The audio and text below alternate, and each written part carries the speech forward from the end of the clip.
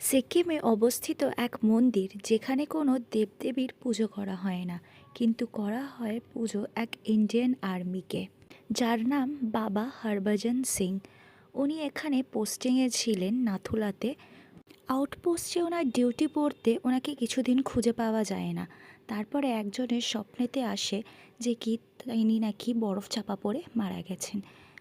ওনার body তারপরে খুঁজে পাওয়া যায় সেই জায়গা থেকে। ওখানের লোকেরা বলে যে এখনও নাকি উনি ওখানে ওই বর্ডারে পাহারা দেন। এই মন্দিরটাতে ওনার যাবতীয় ব্যবহারের দৈনন্দিন জিনিস রয়েছে। ওনার মিলিটারি ইউনিফর্ম আর বুট পরিষ্কার করে দেওয়া সত্ত্বেও তাতে কাদা লেগে থাকে। আর ওনার যে এই বিছানা রয়েছে সেটা রোজ সকালবেলা এলোমেলো হয়ে থাকে। বর্ডারে কোনো শত্রুপক্ষ আক্রমণ করবার আগে তিনি স্বপ্নাকারে তাদেরকে জানান দিয়ে দেন। সিকিম গেলে তোমরাও বাবা হরভজন সিংয়ের মন্দির দর্শন করতে ভুলো না কিন্তু।